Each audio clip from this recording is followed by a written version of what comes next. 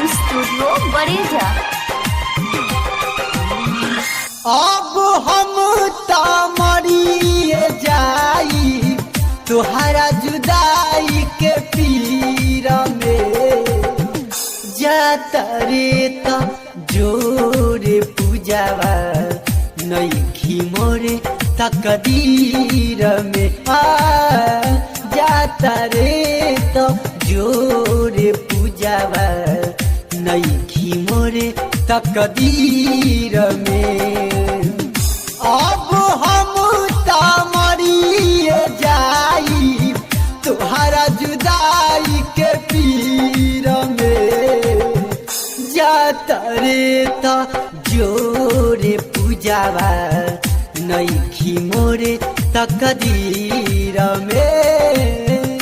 जाता रे तो जोरे पूजावा नईखी मोरे तकदीर में।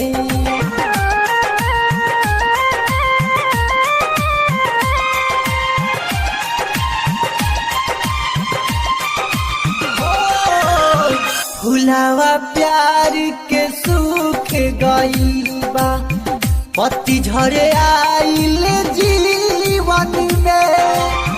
कैसे हटाई दिल से दीवानी बसल बारू धड़कन में।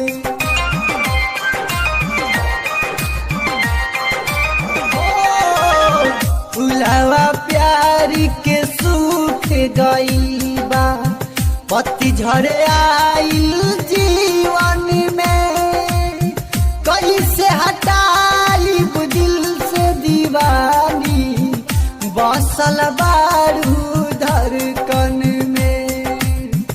हाथ में लेके घूमतानी तोहरे तस्वीर के, जाता रे तो जोरे पूजावा नईखी ते तकदीर में। जाता रे तो जोरे पूजावा नईखी मोरे तकदीर में।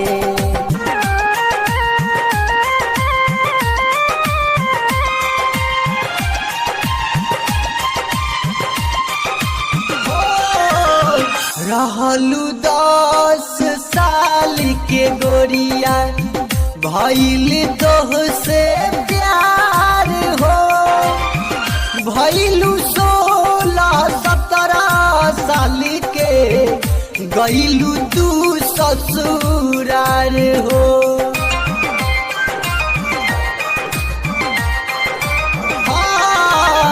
रहलू 10 साल के गोरिया भइल तोह से प्यार हो। भइलू 16-17 साल के गइलू तू ससुरार हो।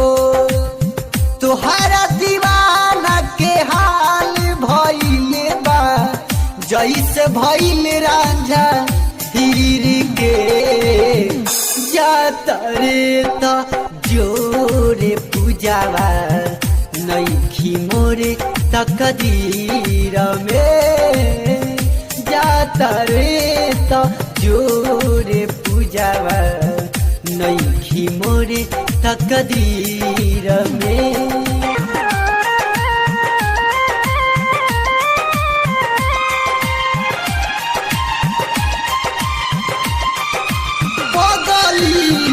बिना साज के साथ सुरावा लागे नाही कहो।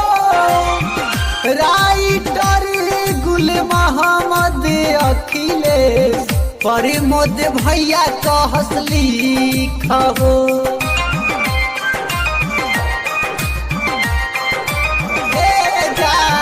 बिना साज के साथ सुरावा लागे नाही कहो।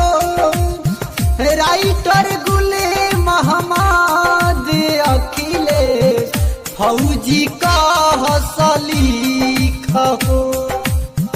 लालू न दाना बुलेट दीवानावा रोज बहावे नीर के जातरे तो जोड़े पूजावा बुलेट के तकदीर से हो जातरे तो जोड़े पूजावा बुलेट के तकदीर से अब हम तामरिए जाई तोहरा जुदाई के पीर में जाता रे तो जोरे पूजावा नइखिते तकदीर में जाता रे तो जोरे पूजावा नइखी मोरे तकदीर